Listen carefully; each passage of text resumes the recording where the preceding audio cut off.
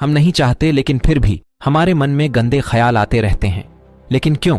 मन हमारा सबसे बड़ा मित्र है और मन ही हमारा सबसे बड़ा शत्रु है। जब हम अपने मन के अनुसार चलते हैं तो मन हमें भटका देता है, और जब हम मन को संतुलित कर लेते हैं तो हमें जीवन में सब कुछ मिल जाता है। हम अपने मन में आने वाले गंदे विचारों को रोकने की कोशिश करते हैं, लेकिन जितना हम रोकते हैं उतने ही अधिक ये विचार हमारे अंदर प्रवेश करते हैं। आप किसी चीज से जितना दूर भागेंगे वह चीज उतनी ही ज्यादा आपके पास आएगी। इसलिए उस चीज से दूर न भागें, बल्कि उस पर संतुलन बनाए रखें। एक बार एक युवक गौतम बुद्ध के पास आया और गौतम बुद्ध से बोला, है बुद्ध, मेरे मन में इतने गंदे विचार क्यों आते हैं? मैं नहीं चाहता कि मेरे मन में गंदे विचार आएं, लेकिन वासना के विचार हमेशा मेरे मन में चलते रहते हैं और मैं उनके बारे में सोच सोच कर बहुत परेशान रहता हूँ। ये सब सोचने में मेरी ऊर्जा और समय बर्बाद होता है, और इन्हीं सब विचारों के कारण मैं कभी कभी शांत नहीं रह पाता और हमेशा महिलाओं को देखकर मोहित हो जाता है, खुद को रोक नहीं पाते। बुद्ध मुस्कुराए और उन्होंने उस युवक से पूछा, क्या तुम जानते हो कि यह वासना क्या है? तब लड़के ने जवाब दिया और कहा, बुद्ध, मुझे नहीं पता वासना क्या है, लेकिन हाँ, जो भी है ये बहुत बुरी बात है। तब बुद्ध ने उस युवक से कहा, सबसे पहले तुम्हें यह समझना होगा कि जो कुछ भी हमारे अंदर स्वाभाविक रूप से है वह बुरा नहीं है। इसकी हमारे जीवन में किसी न किसी रूप में आवश्यकता पड़ती है। वासना कोई ब्रटी चीज नहीं है, यह हमारे मन की एक भावना है जो हमें किसी न किसी चीज की कमी का एहसास कराती है, और फिर हम उस चीज को पाने के लिए उस चीज की ओर आकर्षित हो जाते हैं। जैसे अगर आपके पास पैसे की कमी है तो आपके मन में पैसे पाने की इच्छा होती है। वासना जगेगी, इसका मतलब यह नहीं है कि वासना बूढ़ी है, बल्कि ये हमारे मन की एक तरह की जरूरत का एहसास है, और जब यह जरूरत शारीरिक होती है तो हम इसे काम वासना कहते हैं। युवक ने गौतम बुद्ध से कहा, बुद्ध, मैं वासना का अर्थ तो समझ गया, लेकिन आप ही बताइए कि यह कहां से आती है और कैसे आती है? गौतम बुद्ध ने कहा कि वासना कहीं से नहीं आती, यह हमारे अंदर ही है और इसका होना जरूरी है, तभी मानव जाति का विस्तार होगा। युवक ने कहा, जब यह हमारे अंदर है और जरूरी भी है तो लोग इसे गलत क्यों कहते हैं? बुद्ध ने कहा, यही समस्या है, लोगों ने वासना के बारे में गलत सोच रखी है, वे इसे छुपाने और दबाने की कोशिश करते हैं। वासना गलत नहीं है, लेकिन वाराणा का गलत तरीके से उपयोग करना गलत है। लोग जो पसंद करते हैं उसके लिए जीना शुरू कर देते हैं और हर समय उसी के बारे में सोचते रहते हैं, लेकिन यह सब गलत है। बुद्ध ने युवक से कहा, क्या तुम्हें पता है कि जानवर भी ढोक्स करते हैं? युवक ने उत्तर दिया, हाँ बुद्ध, जानवरों में भी वासना होती है, क्योंकि जानवर भी अपनी पीढ़ी को आगे ले जाएंगे। बुद्ध ने कहा, तो फिर हम जानवरों की वासना को गलत क्यों नहीं कहते? युवक ने कहा, मैं नहीं जानता महात्मा, आप ही बताएं। गौतम बुद्ध ने कहा था कि जानवर अपनी वासना का उपयोग सुख के लिए नहीं करते, वे अपनी वासना का उपयोग केवल संतान प्राप्ति के लिए करते हैं। प्रकृति ने जानवरों को इतनी समझ नहीं दी है कि वे वासना को अपनी खुशी का आधार बना सकें, जबकि मनुष्य अपनी समझ के आधार पर प्रकृति पाई जाने वाली हर चीज का उपयोग अपनी खुशी के लिए करता है। हम इंसानों ने काम और वासना को अपनी खुशी का जरिया बना लिया है, जबकि प्रकृति ने हमें अपने वंश को आगे बढ़ाने के लिए दिया है, लेकिन मनुष्य ने इसे अपने जीवन का अंतिम लक्ष्य बना लिया है। और वासना को बेलगाम होने देना गलत है। हम हावी क्यों हैं? यह बेलगाम क्यों हो जाता है? तब गौतम बुद्ध ने कहा, अब जो मैं तुम्हें बताऊंगा उसे सुनो, ध्यान से सुनो, तुम्हें वासना का पूरा खेल समझ में आ जाएगा। तुम्हें तुम्हारे सभी सवालों के जवाब मिल जाएंगे, तुम्हें बस ध्यान से सुनकर समझना होगा। तब गौतम बुद्ध ने उस युवक से कहा, एक समय की बात है, गुरु और उनके शिष्य एक आश्रम में रहते थे। शिष्य प्रतिदिन दीक्षा लेने के लिए आश्रम से बाहर गांव में जाते थे। जो शिष्य भिक्षा लेने के लिए गांव में जाता था, रास्ते में एक नदी पड़ती थी, जिससे होकर वह प्रतिदिन भिक्षा लेने के लिए जाता था। एक दिन उसने एक लड़के को पेड़ के पीछे छुपे हुए देखा। वह लड़के के पास गया और पूछा, भाई तुम इस पेड़ के पीछे छिपकर क्या देख रहे हो? लड़के ने कहा, अरे क्या तुम्हें वह नहीं दिख रहा जो मैं देख रहा हूँ? उसकी नजर नदी पर पड़ी तो वहाँ कुछ लड़कियां पानी भर रही थीं। लड़कियां 14-15 साल की होंगी। तब शिष्य ने लड़के से कहा, अटे भाई, वहाँ तो लड़कियां पानी भर रही हैं, इसमें छिपने की? अरे मूर्ख, क्या तुम देख नहीं सकते कि मैं क्या कर रहा हूँ? वे परियां नदी से पानी कैसे खींच रही हैं? जरा जरा उसके भावों को देखो, उसके कोमल शरीर को देखो। बर्तन उठाते समय उसकी अब तक उसे कुछ भी दिखाई नहीं दे रहा था और वह बिल्कुल निडर था। उसे किसी बात का डर नहीं था, लेकिन अब वह छिपने लगा और उन लड़कियों को ऐसे देखने लगा जैसे उसने कोई अपराध किया हो। और जब वह छिपकर उन लड़कियों को देख रहा था तो वह अंदर से कांपने लगा। और उसने कहा कि यह मैं हूँ, मैं क्या कर रहा हूँ, मैं जो कुछ भी कर रहा हूँ वह सही नहीं है। मुझे यहाँ से चले जाना चाहिए। और फिर वह जल्दी से चला जाता है। फिर वह आश्रम पहुंचता है। आश्रम में जाकर वह अपने काम में व्यस्त हो गया, लेकिन जो उसने अभी देखा था वह बार बार उसकी आंखों के सामने आ रहा था। उसके दिमाग में वही दृश्य घूम रहा था। यही देखने को उसका मन ललचाया। उसका किसी भी काम में मन नहीं लगता था। वह प्रतिदिन सुबह सुबह भिक्षा लेने के लिए आश्रम से निकल जाता था और नदी के पास स्थित एक पेड़ के पास जाता था, जहां वह लड़का पहले से ही मौजूद होता था और छिपकर अपने साथ लड़कियों को देखता था। अब वह प्रतिदिन ऐसा करने लगा। उसका मन अब किसी काम में नहीं लगता था। वह सदैव किसी न किसी विचार में डूबा रहता था। वह आश्रम का कार्य भी ठीक से नहीं कर पा रहा था। वह न तो ठीक से सो पाता था और न ही ठीक से खा पाता था। उसका मन बेचैन था। उसका मन बार बार उन लड़कियों की खूबसूरती देखने को ललचाता था। जब गुरु भिक्षा दे रहे थे तब भी उनका मन किन्हीं अन्य विचारों में खोया हुआ था। गुरु ने अपने शिष्य की ये हरकतें देखी तो एक दिन गुरु ने शिष्य को अपने पास बुलाया और कहा कि आज से मैं भी तुम्हारे साथ भिक्षा मांगने चलूंगा। तुम और मैं एक साथ भीख मांगने जाएंगे। तभी शिष्य ने गुरु को मना करते हुए कहा कि नहीं गुरुदेव, आप क्यों परेशान हो रहे हैं, मैं ही ठीक से भीख मांग सकता हूँ। गुरु ने शिष्य से कहा, ठीक है, तुम अकेले ही भिक्षा मांगने जाओ। इसके बाद शिष्य भिक्षा मांगने निकल गया। शिष्य के जाने के बाद गुरु भी आश्रम से बाहर निकल गए और शिष्य का पीछा करने लगे कि वह कहाँ जाता है और क्या मिलता है। ये सब देखने के लिए उसका पीछा करने लगा। थोड़ी दूर जाने पर गुरु ने देखा कि उनका शिष्य एक अपराधी की तरह एक लड़के के साथ पेड़ के पीछे छिपा हुआ है और छिपकर कुछ देख रहा है। गुरु भी अपने शिष्य के पीछे यह देखने के लिए खड़े हो गए कि उनका शिष्य क्या देख रहा है, जिसके लिए वह अपराधियों की तरह पेड़ के पीछे छिपा हुआ है। गुरु ने देखा कि उनका शिष्य पेड़ के पीछे छिपकर उन लड़कियों को देख रहा है जो नदी से पानी ले रही थी। तब गुरु ने शिष्य से कहा, लड़कियों से भी मांगोगे क्या? गुरु की आवाज सुनकर शिष्य का मन घबरा गया और उसे पसीना आने लगा। वह ऐसे कांप रहा था जैसे किसी चोर को पकड़ते समय उसने रंगे हाथ पकड़ लिया हो। उनकी हालत खराब हो गई। वह कुछ भी बोलने में असमर्थ था। शिष्य के साथ जो लड़का था वह भाग गया, जिससे शिष्य और भी घबरा गया। उसके मुंह से केवल कुछ टूटे फूटे शब्द ही निकल रहे थे। वह अपने अध्यापक से आंख मिलाने का भी साहस नहीं कर पाता था। गुरु ने शिष्य की ओर देखकर कहा, मेरा शिष्य निडर है, वह किसी चीज से नहीं डरता। लेकिन यह क्या है, तुम डर के मारे कहाँ रह रहे हो? शिष्य ने गुरु से कहा, मुझे माफ कर दीजिए, इसमें मेरी कोई गलती नहीं है।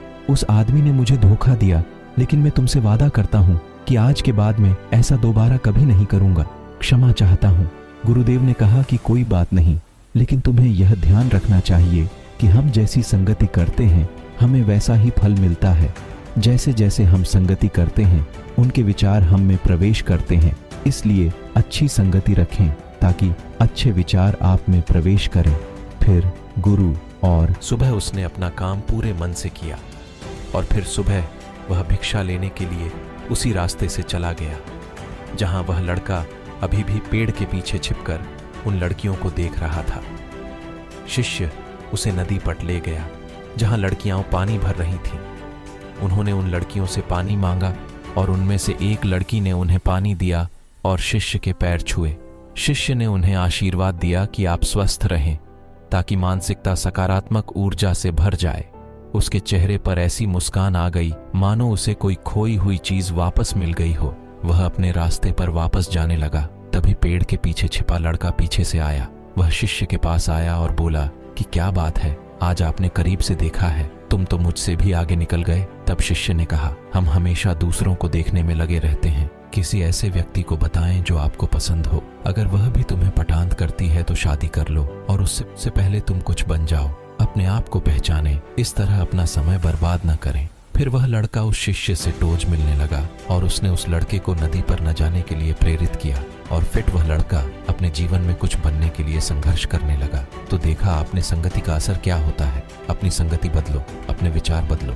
गुरु ने शिष्य से पूछा, क्या तुम्हें तुम्हारे सभी प्रश्नों के उत्तर मिल गए?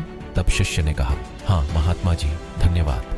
तब गुरु ने शिष्य से कहा कि जब तुम्हारे मन में गंदे विचार आएं तो खुद को दोषी मत मानना। यह शरीर है और यह सब इसने हजारों वर्षों से सीखा है। यह सिर्फ आपके सोचने या शपथ लेने से टूटने वाला नहीं है, बल्कि आपके पास वह शक्ति है, वह ऊर्जा है जिसका आपको संतुलन में उपयोग करना है। आप एक जीवित ऊर्जा हैं जो कुछ भी अनुभव करने के लिए स्वतंत्र है। इसलिए आप स्वयं को जानते हैं। इस कहानी से हमें यह सीख मिलती है कि हो हमारे विचार बहुत महत्वपूर्ण हैं। हमारे विचार ही हमारे भविष्य की दिशा तय करते हैं। हमें अपने मन में पूरी ताकत से सकारात्मक विचारों को अपनाना चाहिए ताकि हम टाही दिशा में आगे बढ़ सकें। शिष्य आश्रम लौट आए और फिर से आश्रम के काम पर ध्यान देने लगे। वह उस रास्ते को छोड़कर दूसरे रास्ते से जाने लगा। वह अपना कार्य सावधानी से करता था, लेकिन धीरे धीरे उसके अंदर क्रोध उत्पन्न हो गया और फिर वह अन्य शिष्यों पर क्रोध करने लगा और बेचैन रहने लगा। अब वह ठीक समय पर भोजन भी नहीं करता था। वह खाना भी बहुत कम खाते थे। एक रात गुरु शिष्य के पास आए और उससे बोले कि तुमने मुझसे वादा किया था कि तुम अपने मन को वश में रखोगे। आपने अब तक कितनी बार अपना वादा तोड़ा है? यह सुनकर शिष्य अपने गुरु के चरणों में गिर पड़ा और टोने लगा। उठाने टोते हुए गुरु से कहा कि गुरुदेव, मैं कई बार अपना वादा तोड़ चुका हूं, फिर वादा करता हूं, लेकिन हर बार मैं अपना वादा तोड़ देता हूं। यह बिल्कुल भी मेरे वश में नहीं है। मैं अपने मन से सभी बुरे विचारों को बाहर निकालने की बहुत कोशिश करता हूं, लेकिन चाहकर भी मैं ऐसा नहीं कर पाता। तब गुरु ने शिष्य से कहा, मेरे साथ आओ। गुरु शिष्य को आश्रम के बगीचे में ले गए और शिष्य से कहा, देखो, यहाँ कुछ नाले हैं जिनसे होकर नदी का पानी इन पौधों में आ रहा है और यह पानी लगातार बह रहा है। क्या आप इस पानी का बहाव टोक सकते हैं? शिष्य ने कहा, हाँ गुरुदेव, मैं इस प्रवाह को रोक सकता हूं। तब शिष्य ने मिट्टी उठाकर उस नाले के किनारे डाल दी। वह पानी थोड़ी देर के लिए रुका और फिर थोड़ी देर बाद उस रेत के ऊपर से पानी आने लगा। गुरु ने शिष्य से कहा, यह क्या है? ये पानी का ही नहीं। उसने फिर कुछ कंकड़ उठाए और नाली में फेंक दिए और फिर पानी थोड़ी देर के लिए रुक गया, लेकिन फिर कुछ देर बाद उन कंकड़ पत्थरों के ऊपर से पानी निकलने लगा। गुरु ने कहा, शिष्य, क्या हुआ? पानी फिर आ गया है। आप कह रहे थे कि रोकेंगे। क्या हम किसी चीज को पूरी तरह से टोक सकते हैं? तब शिष्य ने कहा, कोई बात नहीं गुरुदेव, मैं इसे रोक दूंगा पानी और तुम्हें दिखाऊंगा। फिर वह एक बड़ा पत्थर लाया और नाली पर रख दिया। पानी रुक गया। तब शिष्य ने गुरु से कहा, देखिए गुरुदेव, मैंने कहा था कि मैं पानी टोकूंगा। मैंने पानी टोक कर दिखाया। मैंने आपकी बात पूरी कर दी। गुरु मुस्कुराए और बोले, अच्छा, ध्यान से देखो, पानी रुक गया है। क्या ये पीछे नाली को तोड़कर बाहर आ गया है और अगल बगल से बह रहा है? और ध्यान से देखिए, यह इस पत्थर के सामने भी आ गया है और यह पानी अपना रास्ता बदलकर फिर से आगे की ओर बह जाएगा। फिर कुछ देर बाद वही हुआ। तब गुरु ने शिष्य को समझाया, आपके साथ भी ऐसा ही हो रहा है। आप बार बार प्रयास कर रहे हैं और अधिक प्रयास कर रहे हैं, लेकिन हर बार आपका प्रयास टूट रहा है और टूटता ही रहेगा। यह पत्थर तुम्हारा पुरुषार्थ है और यह जल तुम्हारा विचार है। चाहे आप कितना भी बड़ा पत्थर रख दो, पानी अपना रास्ता ढूंढ ही लेगा। यह देखकर शिष्य ने पूछा, हे गुरुदेव, क्या कोई रास्ता नहीं है जिससे मैं गंदे विचारों से बाहर निकल सके? गुरु ने कहा, एक रास्ता है। यह पानी जिस नदी से आ रहा है, आप केवल वहां से इस पानी का मार्ग बदल सकते हैं। गुरु शिष्य को एक नदी के पास ले गए जहां से पानी उस बगीचे में आ रहा था। गुरु ने शिष्य से कहा, इस नदी से पानी जा रहा है जहां से बगीचे में पानी जा रहा है। अगर हम उसका रास्ता टोक दें तो क्या हम पानी नहीं रोक सकते? शिष्य ने कहा, हाँ गुरुदेव, ऐसा अवश्य हो सकता है। मैं यहाँ से हटा पानी को बंद कर देता हूँ, फिर सामने नाली में पानी नहीं जाएगा और फिर बगीचे में पानी नहीं जाएगा। तब गुरु ने कहा, शिष्य, यदि बगीचे में पानी ही नहीं रहेगा तो पेड़ पौधों को पानी कहाँ से मिलेगा? उन पेड़ पौधों को पानी की जरूरत होती है। तब शिष्य ने सोचा और कहा, यह बात मेरे दिमाग में कभी नहीं आई। इस पानी का बगीचे में जाना भी जरूरी है। गुरु ने कहा, और उनमें से कुछ पेड़ पौधे ऐसे भी हैं जिन्हें रोजाना पानी की जरूरत होती है। वे सूख कर मर जाएंगे। हमें पानी खोलना पड़ेगा।